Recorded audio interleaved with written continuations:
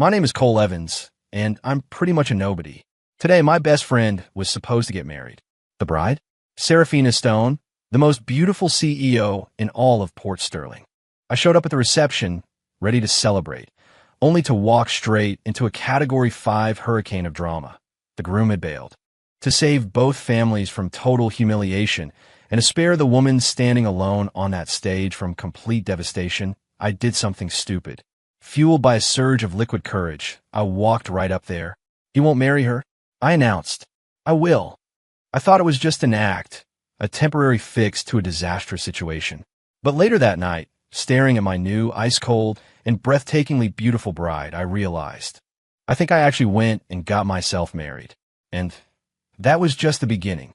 While everyone was laughing at me, calling me a frog, trying to kiss a princess, nobody knew that my mentor, who'd been missing for 3 years, was the last living master of a forgotten medical art. And I was his only student. And now, let's give our warmest round of applause for the groom, Mr. Leo Harrison, and the bride, Ms. Serafina Stone, as they make their way to the altar. The MC's booming voice echoed through the grand ballroom of the 5-star Grand Sterling Hotel. The spotlights swiveled, the music swelled. Every guest craned their neck, eyes fixed on the magnificent golden doors at the end of the aisle. The doors opened, but only one person walked out, a woman in a brilliant white wedding gown. So beautiful, she looked like she'd stepped out of a dream. She was the bride, Serafina Stone, Port Sterling's #1 beauty, the city's infamous Ice Queen CEO. But where was the groom? Where was Leo, my best friend, the man of the hour? Where the hell was he? I gripped my whiskey glass, sitting in a forgotten corner of the room, my brow knotting into a tight line. The music was still playing, but the vibe of the room had curdled. Serafina stood alone at the entrance, bathed in a spotlight that illuminated her flawless face, but couldn't penetrate the cold, hollow look in her eyes. She was like a perfect ice sculpture, frozen in place, forced to endure the stares of 1,000 guests. A mixture of confusion, pity, and thinly veiled amusement. "What's going on? Where's Mr. Harrison?" "No way, he didn't actually ditch her, did he?" I heard the Harrisons never approved of this match.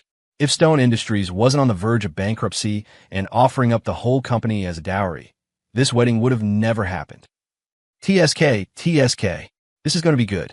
Is the Ice Queen of Port Sterling about to get returned to sender right at the altar? The whispers were like 1,000 tiny needles, pricking at the tense silence. I saw Serafina's father, Marcus Stone, the chairman of Stone Industries. His normally imposing face was drained of all color, his lips trembling as he stared obsessively at his phone. Her mother, Melissa, was sweating bullets, looking like she was about to rush the stage.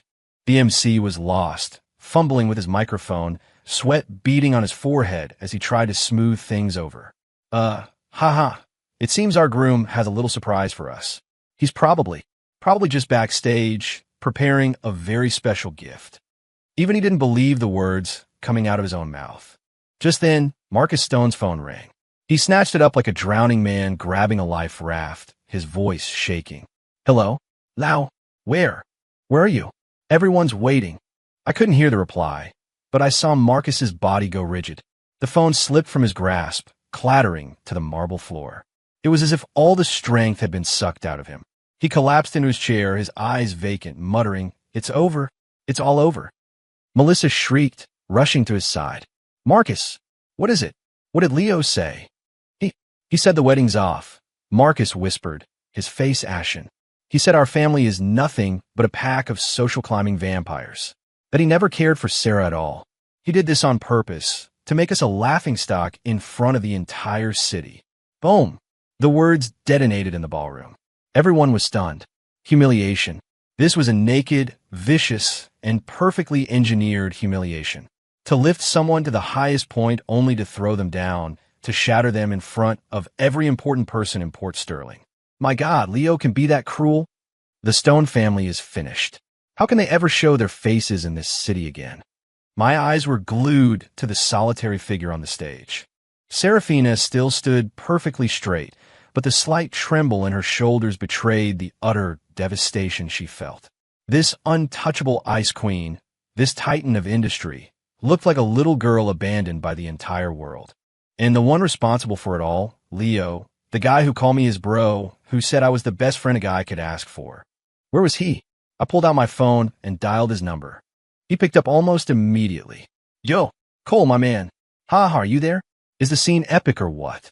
Leo's smug, mocking laughter crackled through the phone, punctuated by the sound of ocean waves and a roaring sports car engine. A white-hot rage shot up from my feet to the crown of my head. I kept my voice low, speaking through clenched teeth. Now, where the hell are you? On my way to the airport, bro. Heading for a little tropical vacation, he said, not a care in the world. What's up? You shocked? A bankrupt family trying to latch onto us? And that girl, what's her name? Oh yes, Serafina. Walking around with that stick up her ass all day, thinking she's God's gift. I wouldn't touch her if she was the last woman on earth. Today I'm going to teach her and her whole pathetic family the meaning of despair. Dude, he was still rambling. A woman like that needs to be put in her place. Hello? Hello? Cole? You still there? I didn't say a word. I ended the call. My heart clenched with such fury that I couldn't breathe. I looked at the woman on stage, abandoned and ridiculed. I looked at her parents, practically catatonic with grief. I looked at the gleeful, gossiping faces in the crowd, all waiting for the final act of the freak show. The burn of the whiskey in my gut mixed with a hotter, more primal fire in my blood. Screw it. Leo, you want to play dirty? Fina, you can play that game. You want to humiliate the Stone family? Not on my watch. I threw back the rest of my whiskey, the liquid fire scorching my throat. As every eye in the room turned to me in shock, I pushed back my chair and walked, step by deliberate step, onto that brightly lit stage. I took the microphone from the stunned MC's hand. The ballroom fell dead silent. Every single person was now staring at me. A guy in a simple blazer and jeans, completely out of place in this black tie affair. Who's that guy? I think he's one of Leo's friends. Cole or something. What is he doing? Is he crazy? I ignored them all. I turned and faced the woman in front of me. I could see a single tear clinging to her eyelash, fighting a losing battle not to fall.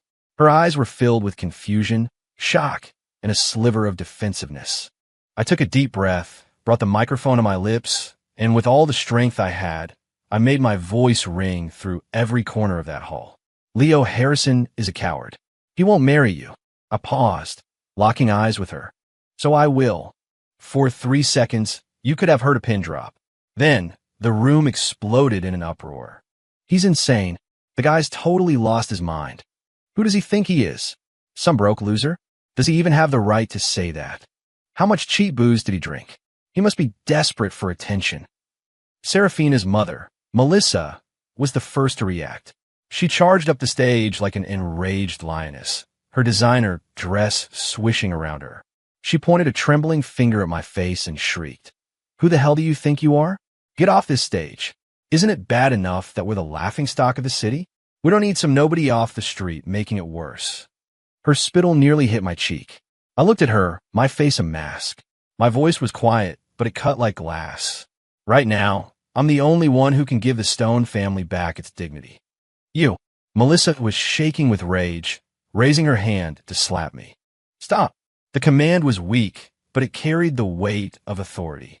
It was Marcus Stone, supported by a relative. He staggered onto the stage, his face pale as a sheet. He grabbed his wife's arm, his complicated gaze falling on me. It was a look of scrutiny, of doubt, but mostly of a desperate man clinging to his last hope. You're Leo's friend, Cole Evans? He asked, his breath ragged. I am, I nodded. What you just said? Were you serious? His voice trembled. I was. I nodded again, my gaze unwavering. Marcus stared into my eyes for a full 10 seconds, as if trying to see into my very soul. Finally, looking as if he'd just made the hardest decision of his life, his shoulders slumped. He turned away from me, faced the crowd, and with every ounce of strength he had left, he announced hoarsely, "Ladies and gentlemen, my deepest apologies. We've had a small, last-minute change of plans. The groom has been replaced. The wedding will proceed." Boom! The crowd went wild again. Replaced? Just like that? Marrying their daughter off to some random guy. Had Marcus Stone lost his mind? Melissa was beside herself. "Marcus, are you crazy?" she sobbed. You're going to let Sarah marry this loser? I don't agree. I will never agree. It's not up to you. Marcus yelled, yanking his arm away, his eyes bloodshot. If this wedding doesn't happen today, the Stone family is completely finished. The bank loans, the pressure from the King family. How are we going to pay any of it back? You want Sarah to jump off a bridge with us? Melissa's hysterics died in her throat. She crumpled to the floor, her face a mask of utter despair. Through it all, Serafina hadn't said a single word. She just watched me, her beautiful eyes like a frozen lake. But beneath that ice, I thought I saw a tiny, flickering flame. She was taking a gamble that I was the only thing she could grab onto before she fell into the abyss, even if that thing looked ridiculously fragile. The rest of the wedding was a chaotic, surreal blur, under the weight of countless stares, some pitying, some contemptuous, some just morbidly curious. I took Serafina's hand, walked the aisle, exchanged rings, and did the champagne toast. I felt like a puppet. She looked like a doll with no soul. We had completed the wedding of the century and become the joke of the century. During the reception, almost no one had a kind word for us. Marcus, I gotta say, I really don't get this move, one portly businessman said with a sneer. Yeah, even if Leo bolted, you didn't have to grab some. Kid to fill in, did you? What's this going to do to the Stone family's reputation? Marcus forced a smile and downed glass after glass of bitter wine. Melissa simply hid in a corner, sobbing, shooting me looks that could kill. Finally, the ordeal was over. I was driven with Serafina to her bridal suite, a sprawling, multi-level penthouse in one of the most exclusive buildings downtown, overlooking the harbor. The place was over 10,000 square feet of pure, unadulterated luxury. The moment the door closed, she ripped her hand out of mine. All right, what's your angle? Her voice was glacial, echoing in the vast living room. It was laced with suspicion. How much did Leo pay you to pull this stunt? I gave a short, humorless laugh and walked to the floor-to-ceiling windows, gazing out at the glittering lights of Port Sterling. He didn't pay me anything, I said quietly. He just wanted to watch you and your family get ground into the dirt. I don't have many special talents, but I can't stand watching someone get bullied like that. Serafina was taken aback, clearly not expecting that answer. She was silent for a moment before speaking again, her tone slightly less hostile. Thank you for saving me from total humiliation today. But this isn't going to work. She pulled a folder and a pen from her purse and slapped them down on the coffee table. This is a prenup. I've already signed it. We'll remain married in name only for 1 year. After that, we divorce amicably. As compensation, this debit card has $10 million on it. Consider it your payment. The Ice Queen was back, her face an unreadable mask of cold detachment. Take the money. Starting tomorrow, we live separate lives. In public, you will play the part of the dutiful son-in-law. At home, you will stay in the downstairs guest room. You are not to come to the second floor, and you are not to touch me. I looked at the contract and the debit card, and I smiled. Not a smirk, not a sneer. Just a genuine smile at the sheer absurdity of it all. I didn't reach for the card. Instead, I pulled out my own phone, opened my banking app, and held the screen out for her to see. The long string of zeros on my account balance made her icy composure crack for the first time. She stared at me, her eyes wide with disbelief. Money, I said, putting my phone away, is something I might have a little more of than you think. I looked her straight in the eye. I helped you, but not for your money, and not to be the Stone family's son-in-law. I paused, letting the words hang in the air before delivering the final blow. I just wanted to make a point to Leo, and to everyone else who looks down on you. What they threw away, I consider a treasure. The person they try to trample is the person I will protect. From this day forward, as long as I'm around, no one will ever bully you again. My words were like a stone tossed into the frozen lake of her heart. For the first time, her stunning face showed a flicker of shock and confusion. She had probably never had a man barge into her life with such raw, unapologetic force and say something like that to her. You. She opened her mouth, as if to say something, but no words came out. She just gave me one last, incredibly complex look, then turned, walked up the grand staircase, and shut the master bedroom door behind her. The loud click echoed through the penthouse, signaling the end of our wedding night. I let out a self-deprecating laugh, shrugged it off, and headed for the guest room downstairs. It had been a long day. I was beat.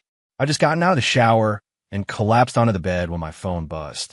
It was a text from Leo, a selfie of him on a private jet, the turquoise waters of the Caribbean visible out the window. The caption read, "So long, Port Sterling, and so long to that stupid bitch. Ha ha ha." It was followed by a voice message. "Cole, my man, I heard you played the hero after I left. Way to go. What? You got a thing for the Ice Queen. Let me tell you, she's all looks, no fun. Don't get yourself trapped. But hey, thanks for taking her off my hands. I honestly had no idea how I was going to ditch that clingy gold digger. Ha ha ha." My face remained impassive as I listened, but my knuckles turned white. I didn't reply. There's no point in talking to a dead man. I opened a different chat window, one with no profile picture, just a string of encrypted code for a name. I typed 2 words, "Find him." 3 seconds later, a single word came back, "Done." With that, I turned off my phone and closed my eyes. Have fun on your vacation, Leo, because your time is running out. The next morning, I was jolted awake by a shrill argument. "No, I will not allow this loser to live here. Serafina, you tell him to get out right now." It was my new mother-in-law, Melissa. "Mom, would you please stop it? If it wasn't for him, our family would be a permanent joke in this city." Serafina's voice was cool but firm. "A joke? You think we're not a joke now? You married a penniless nobody. That's even more humiliating than being left at the altar. Do you know what they're saying out there?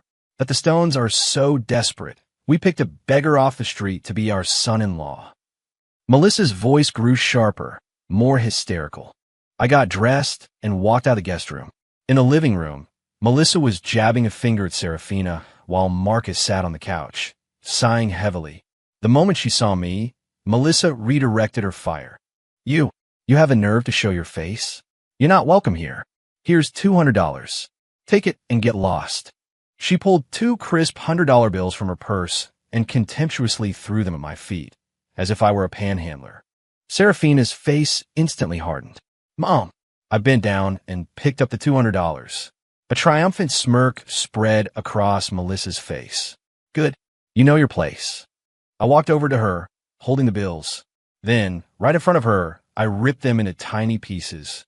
"You." Melissa's eyes bulged. "First, I'm not a loser," I said calmly, but my eyes were ice cold. "Second, I am now Serafina's legal husband. I live here now. And third," I paused, my voice taking on a dangerous edge, "if you ever speak to me with that tone again, I will be more than happy to teach you the meaning of the word respect." Without another glance at her, I walked into the dining room, poured myself a bowl of oatmeal, and began to eat as if nothing had happened. The living room was utterly silent. Melissa was so stunned she couldn't speak, her face turning a blotchy, furious red. Marcus stared at me in shock, as if he couldn't believe this ordinary-looking young man possessed such an iron will. And Serafina, she stood there, watching my back, and for the first time, a strange light flickered in her cold, beautiful eyes. Just then, the butler came running in, his face pale with panic. "Mr. Stone, Mrs. Stone, it's terrible news." Marcus's heart sank. "What now?" It's the general," the butler stammered. He suddenly couldn't breathe, and he collapsed. "The family doctor says. He says it doesn't look good. He told us to prepare for the worst." "What?" Marcus and Melissa's faces went white. Forgetting all about me, they bolted out the door. Serafina swayed on her feet, the blood draining from her face. I knew that her grandfather, General Stone, was the only source of warmth and support she had in this family. She started to follow them. As she passed me, I reached out and grabbed her wrist. Her hand was ice cold. "Don't panic," I said, looking at her reddening eyes. "Take me with you." Serafina stopped, looking at me with confusion and doubt. I know a little about medicine," I said, offering no further explanation.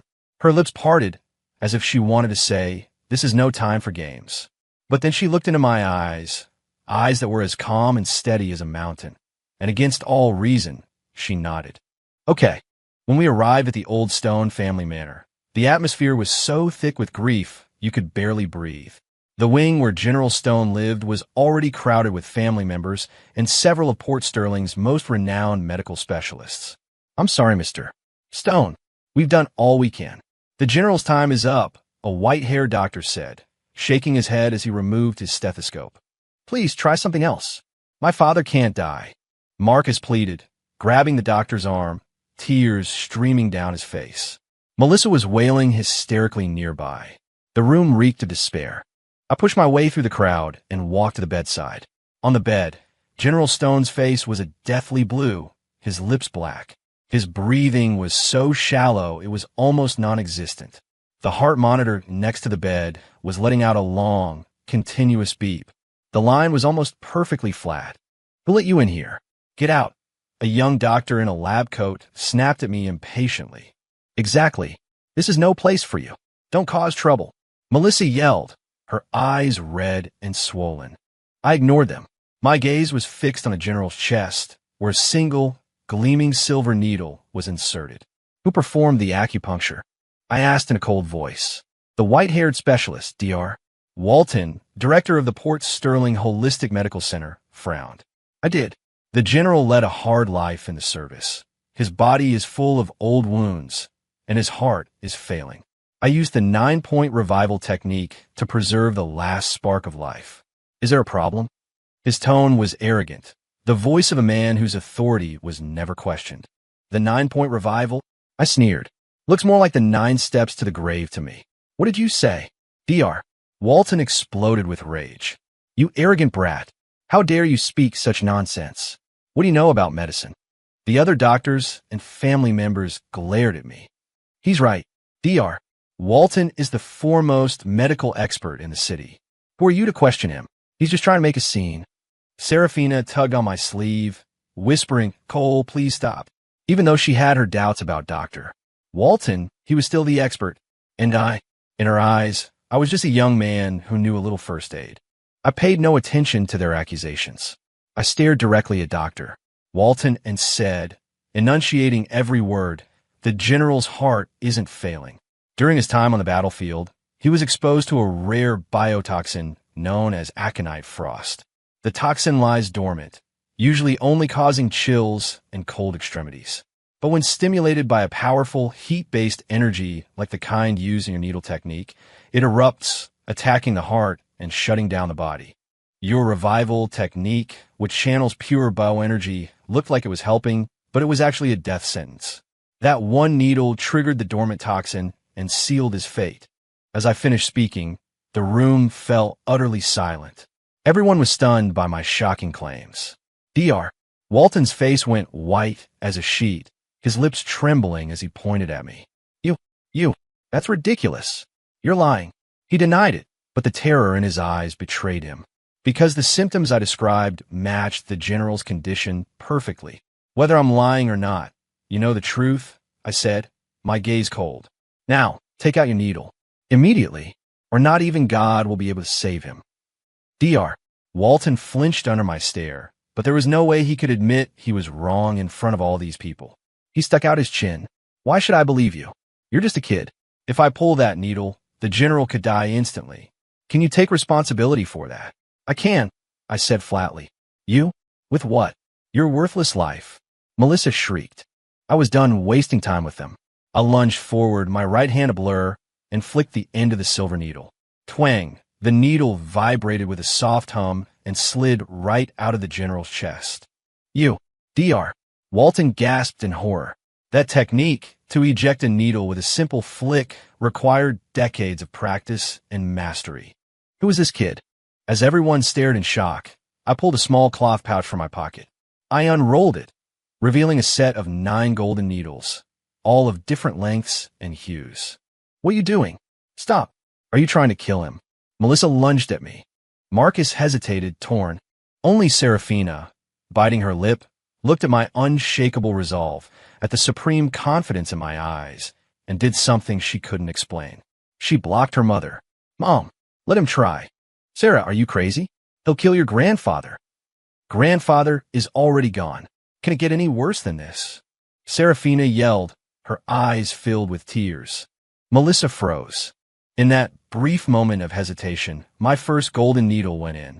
Fast, precise, unwavering. My movements were like flowing water, as if I'd practiced them 1,000,000 times. The 9 golden needles came alive in my hands, transforming into 9 streaks of light that accurately pierced 9 major points on the general's torso. What was that technique? Dr. Walton whispered, his jaw hanging open. I didn't answer him. I pressed my index and middle fingers together and swept them over the ends of the 9 needles. Zzz. All 9 needles began to vibrate intensely in unison, emitting a low hum like a dragon's roar. Needle control through bioenergy. That's the legendary energy control technique. Dr. Walton screamed, collapsing to the floor in a heap of disbelief. The next second, something even more impossible happened. General Stone's deathly blue face began to regain its color, a healthy red spreading across his cheeks. His chest suddenly arched upwards.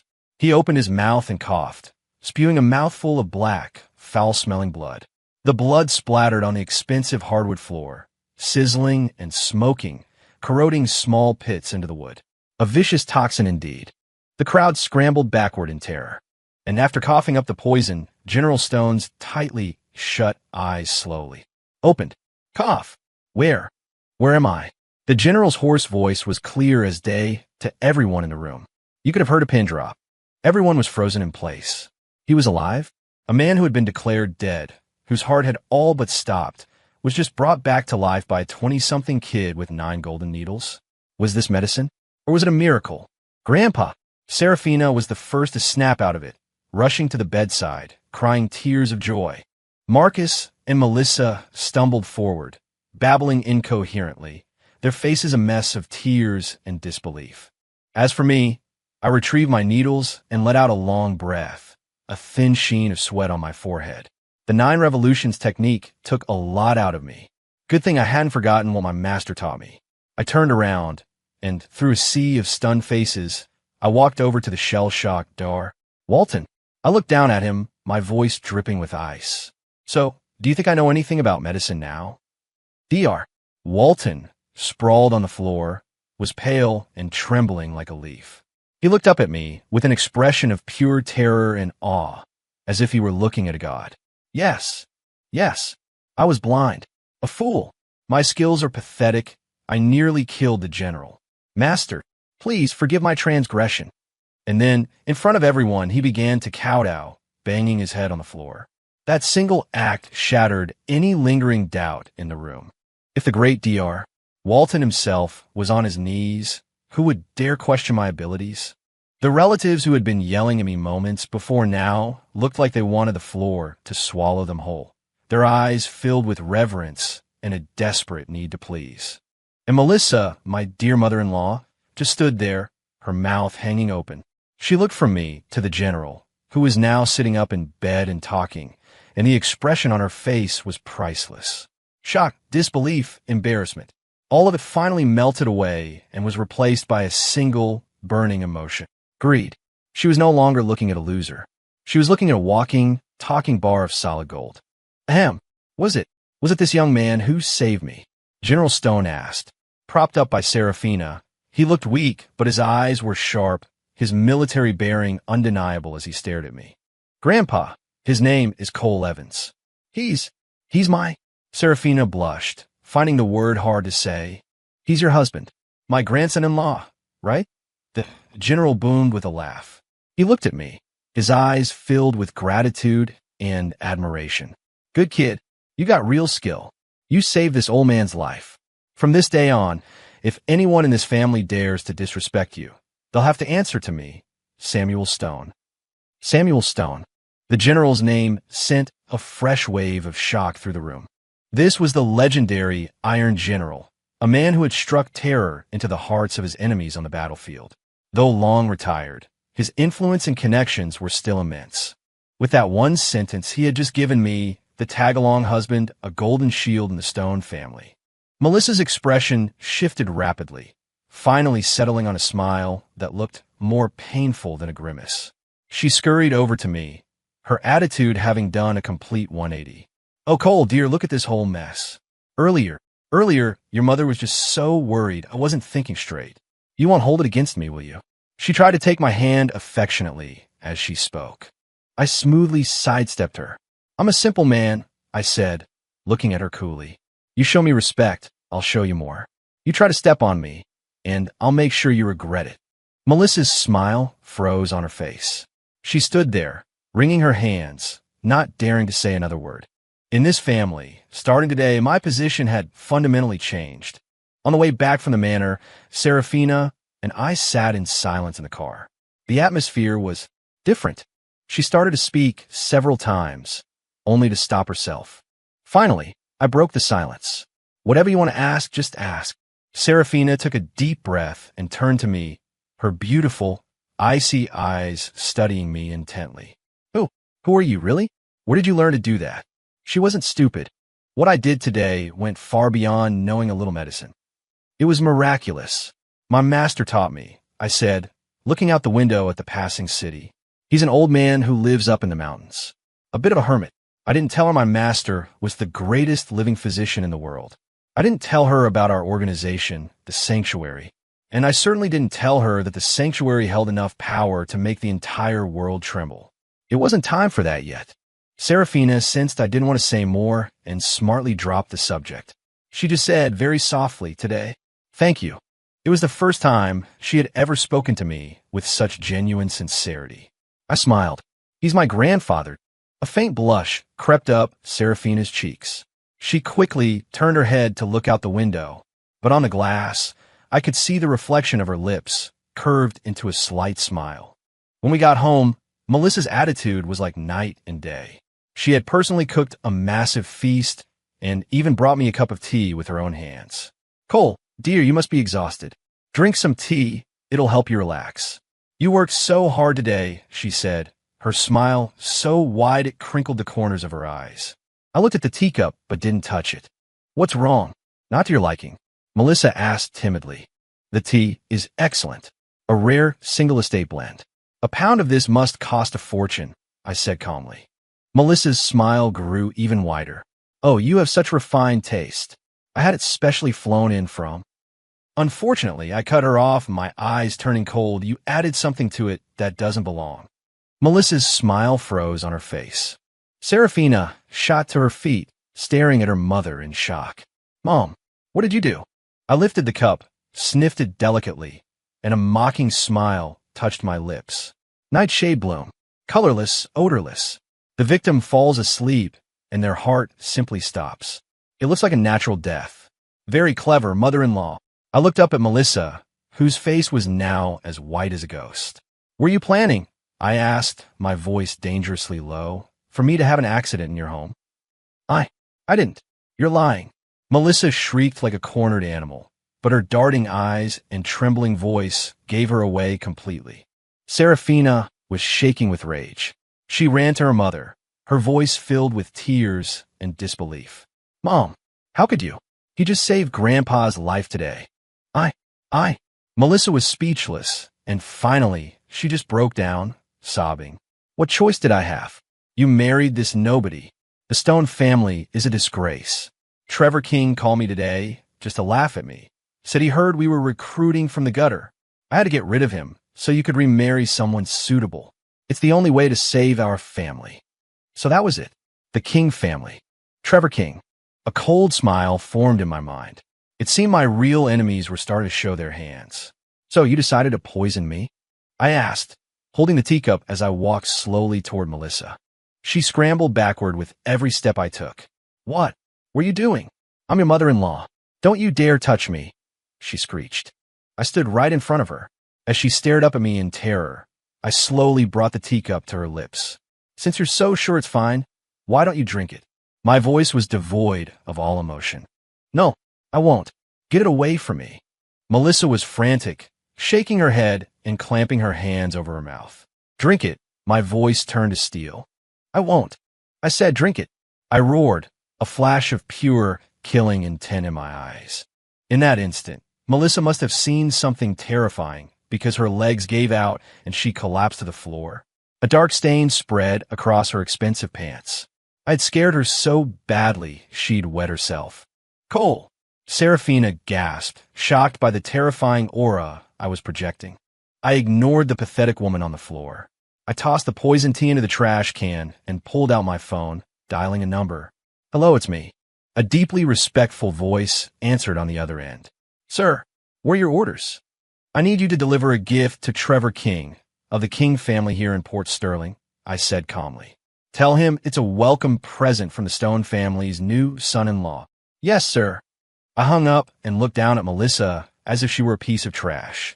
Because of Serafina and the general, I'm letting this go. But there won't be a next time. If you ever try something like this again, I will teach you the meaning of a fate worse than death. Then, I turned and walked back to my room without a backward glance. In the living room, only Serafina's complicated gaze and Melissa's ragged, terrified breathing remained.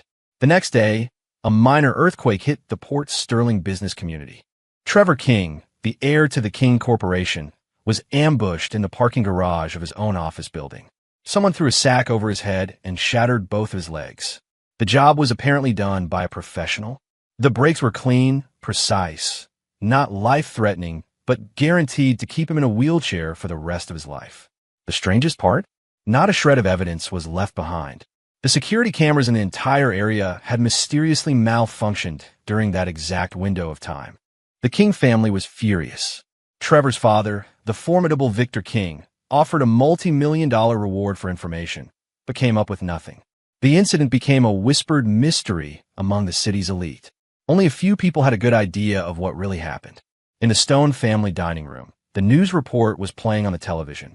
Melissa saw the footage of Trevor's bandaged legs and dropped her fork with a clatter, her face bloodless. She shot a terrified glance in my direction. She knew. This was my retaliation, and my warning to her. Serafina watched the news in silence. She didn't ask any questions. She just quietly placed a piece of steak on my plate. Eat more, she said softly.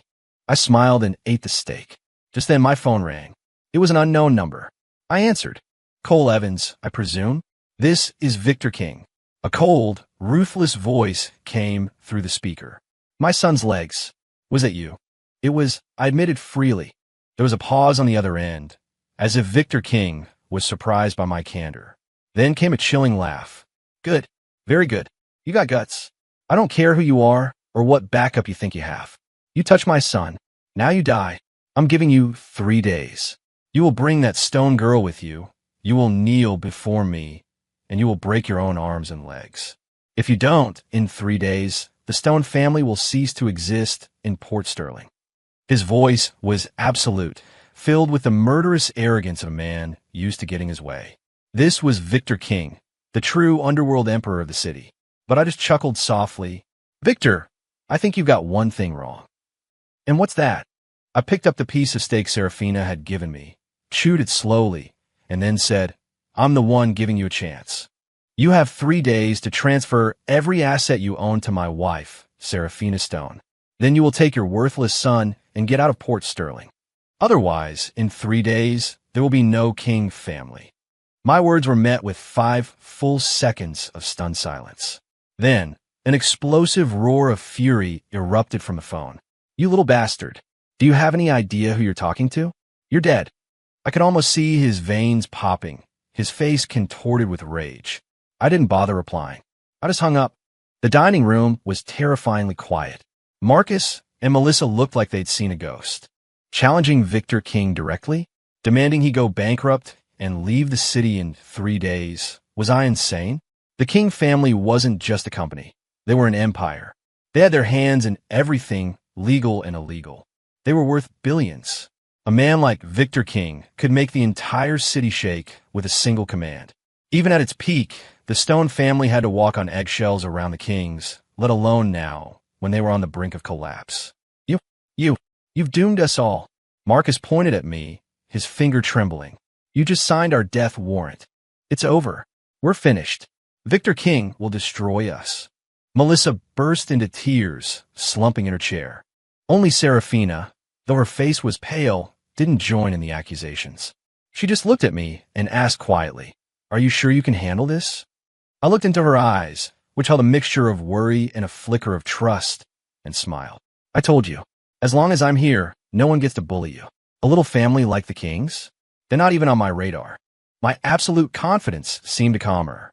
She said no more, just watched me, as if trying to uncover the world-shaking secrets hidden behind my ordinary face. For the next 2 days, a storm cloud of dread hung over the Stone household. Marcus and Melissa were running around like headless chickens, calling everyone they knew, trying to find someone, anyone, who could reason with Victor King. But the moment his name was mentioned, the line would go dead. Despair was setting in. And me? I acted like nothing was wrong. I ate well, slept well, and even played a few games of chess with the general in the garden. "Kid, you got a plan, or are you just bluffing?" the general asked, placing a chess piece on the board. "General, do you trust me?" I countered with a smile. He let out a hearty laugh. "You saved my life. Who else would I trust? That little punk Victor King. I remember bouncing him on my knee when he was a boy. Now he thinks he can push my family around? You do what you have to do. If the sky falls, this old soldier will be here to help you hold it up."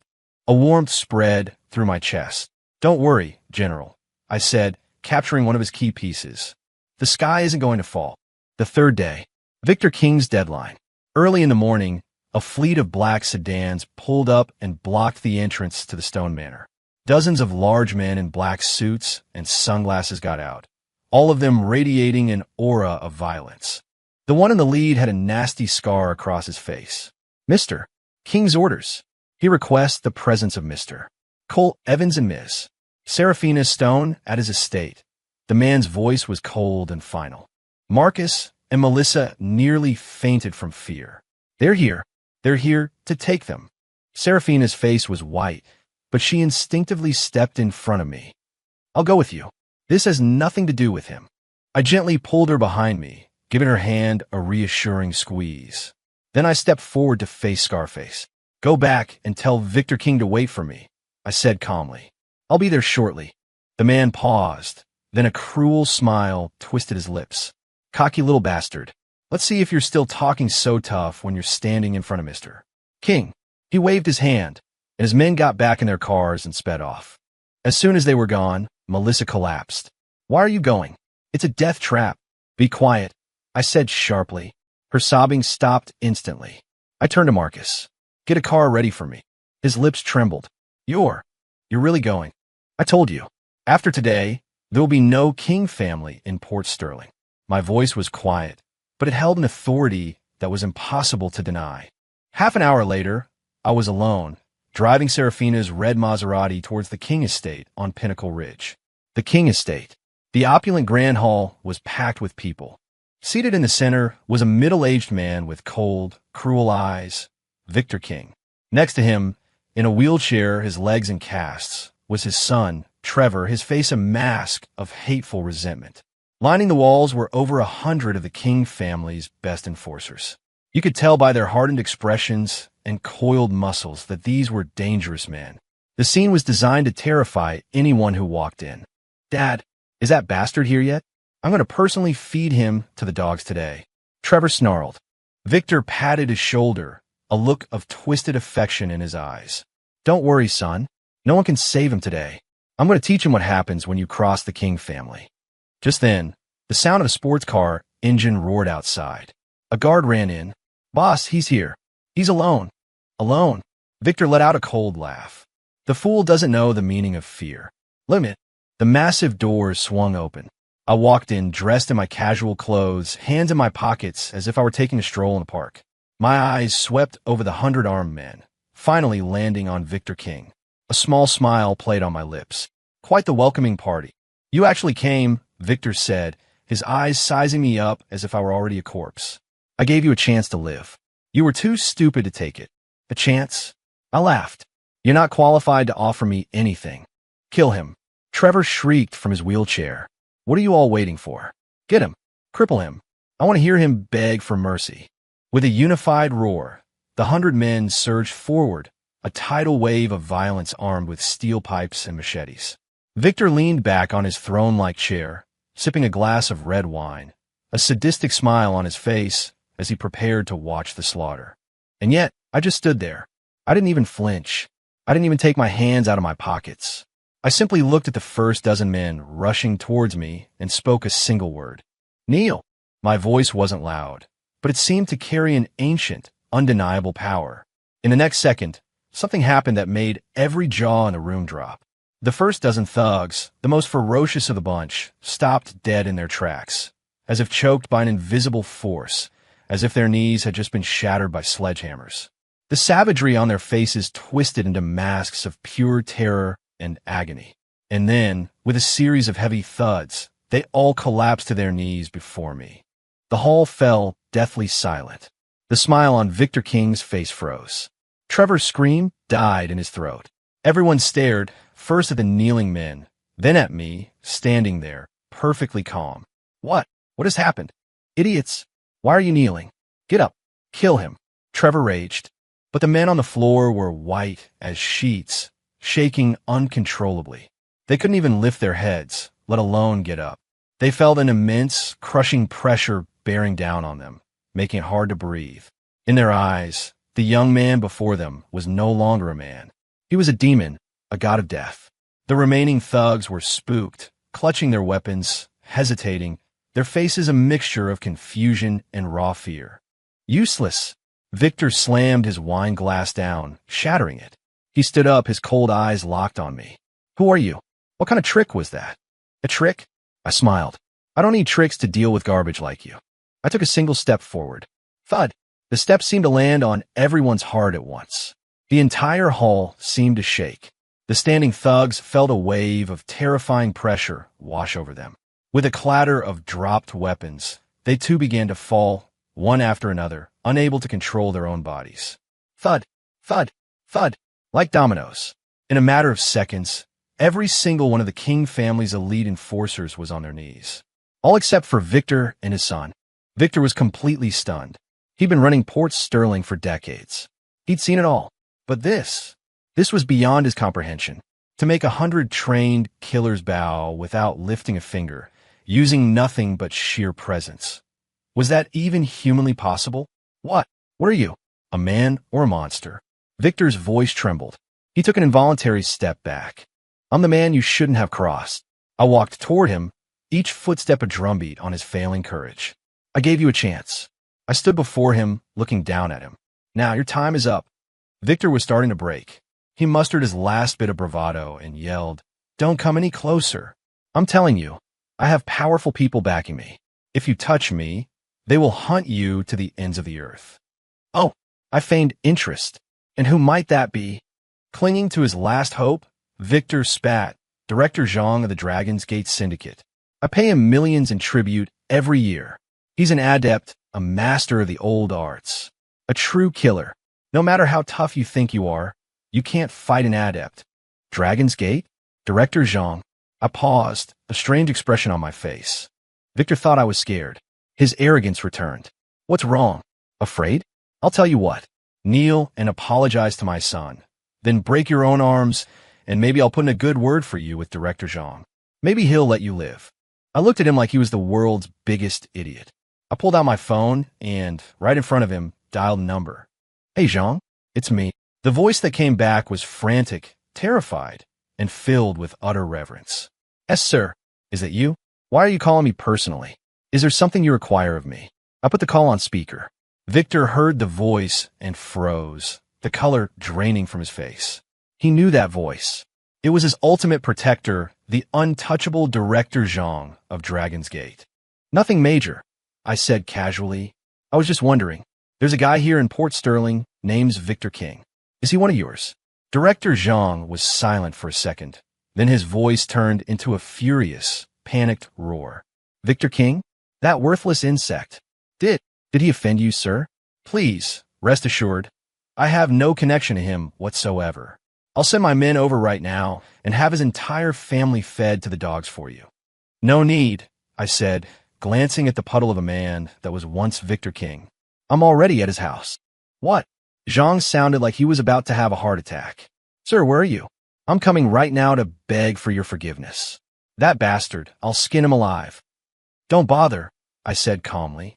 From now on, I don't want to see a single person with the name King in Port Sterling. Yes, sir. I understand completely. I will see it done. Within 3 days, no, within 1 day. I swear they will vanish from the face of the earth. Zhang promised, his voice trembling. Good. I hung up. The hall was silent as a tomb. Trevor had fainted in his wheelchair. Victor King was on the floor, soaked in a cold sweat, muttering to himself, "Impossible. This is impossible. Who are you? Who are you?" I walked over, crouched down, and patted his cheek. "Me? My name is Cole Evans, and I'm the man you can't afford to offend." When I left the King estate, there wasn't a sound behind me. I knew that from the moment I hung up that phone, the King family's fate was sealed. To appease me, Director Zhang would erase them from Port Sterling with 100 times more brutality than I ever would have. That was just how the world worked. Driving the red Maserati home, the warm light of the setting sun fell on my face. I knew the power structure of Port Sterling had just been irrevocably altered. When I got back to the Stone Manor, the atmosphere was tense. Marcus and Melissa were sitting rigidly on the couch. When they saw me, their faces were a mixture of awe and terror. The general sat in his armchair, sipping tea, a knowing smile on his face. And Serafina, who had been standing by the window, spun around the moment she heard the door. Her eyes locked onto me, her beautiful, icy gaze filled with worry, tension, and a deep-seated hope she probably didn't even recognize herself. The moment she saw I was unharmed, her whole body relaxed. She rushed over, looking me up and down, her voice trembling slightly. Are you okay? Victor King, he didn't hurt you." I smiled, reached up, and gently brushed a stray strand of hair from her forehead. "I told you, he wasn't qualified." The light touch of my fingertips on her skin made her flinch, and a deep blush instantly spread across her cheeks. It was the first time I'd ever seen her look so flustered, so vulnerable. The Ice Queen, it turned out, was even more beautiful when she melted. Ahem. The general cleared his throat loudly, breaking the spell. "Kid, come sit," he said, beckoning me over. I sat down on the couch. Marcus and Melissa shot up as if electrocuted, standing respectfully to the side, not even daring to sit in my presence. "Dad, Cole, you two talk. We'll go check on dinner," Melissa stammered, dragging her husband with her as she fled to the kitchen. They were now more afraid of me than they were of the general. "The King family matter is settled?" The general asked casually. "Settled," I confirmed. "From now on, there is no King family in Port Sterling." A sharp gasp came from the kitchen doorway. The general, however, just laughed, his eyes glinting. "Good. Excellent. Decisive and ruthless. Reminds me of myself in my younger days. Serafina marrying you is the best thing that ever happened to this family." Serafina's face turned an even deeper shade of red. She looked down at the floor, avoiding our eyes. But the general's tone shifted, his gaze sharpening as he looked at me. "Kid, level with me. Who are you, really? Why was the director of Dragon's Gate so terrified of you?" Serafina's ears perked up at the question. I thought for a moment. It was time they knew. I looked at the general and said slowly, "General, have you ever heard of a group called the Sanctuary?" "The Sanctuary?" The general's eyes widened, his teacup rattling in his hand, spilling hot tea onto his lap. "You mean the legendary hidden society that controls half the world's most advanced medical resources? The one whose word is law, who could decide life and death. The one even world leaders bowed down to," he gasped. I nodded. "My master is the current head of the Sanctuary." I paused, looking at the completely petrified faces of the general and Serafina, and said, "And I am his only direct disciple, the next in line to lead it." Boom!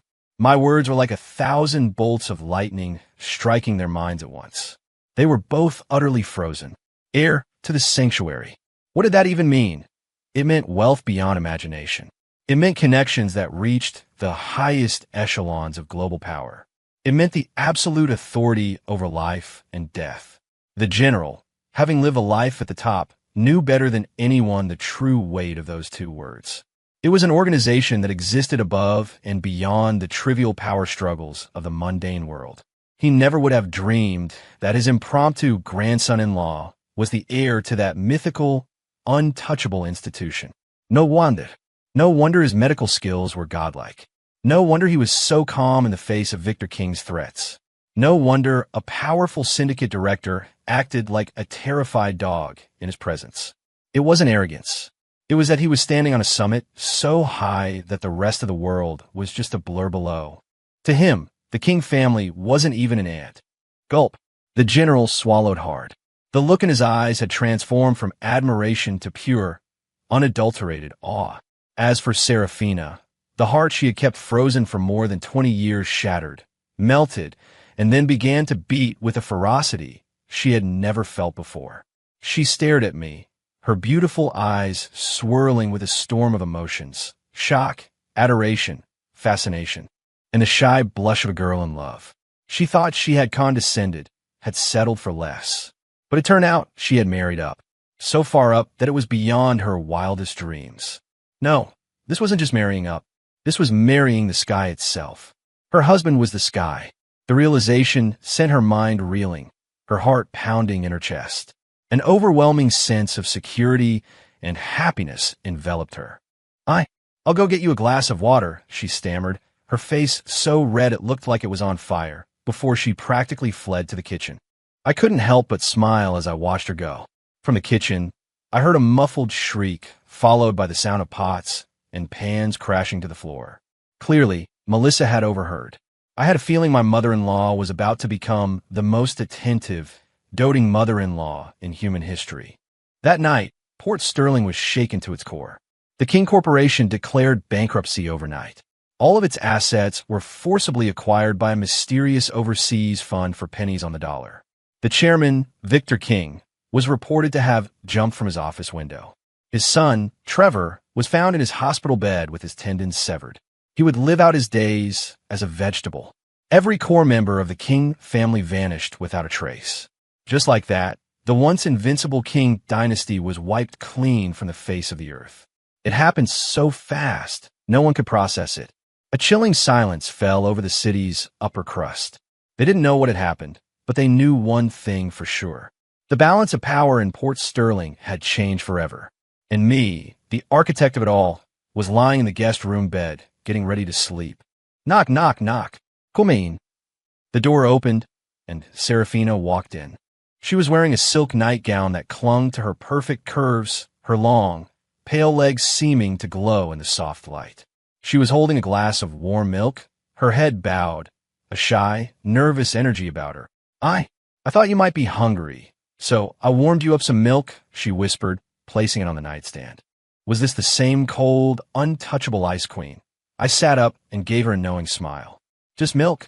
Her face flushed in even deeper red. She twisted the hem of her nightgown for a long moment before she finally worked up the courage to look at me, her big eyes glistening.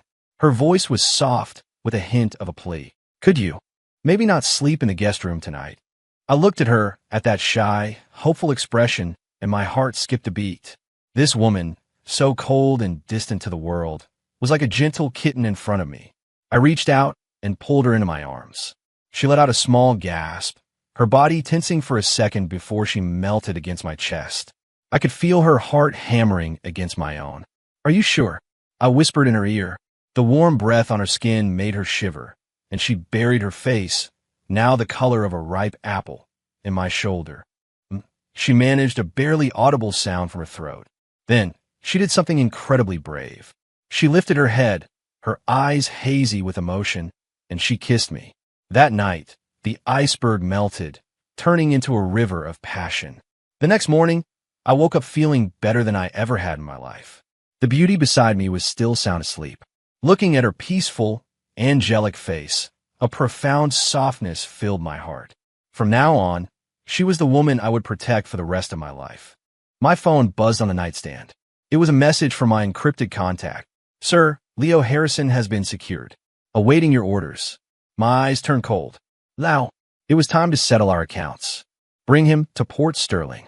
I want to see him myself. I texted back. Yes, sir. That afternoon, in an abandoned warehouse on the outskirts of the city, I sat in a chair, leisurely sipping the tea Serafina had personally made for me. Kneeling before me was a man, beaten and bruised, a pathetic mess.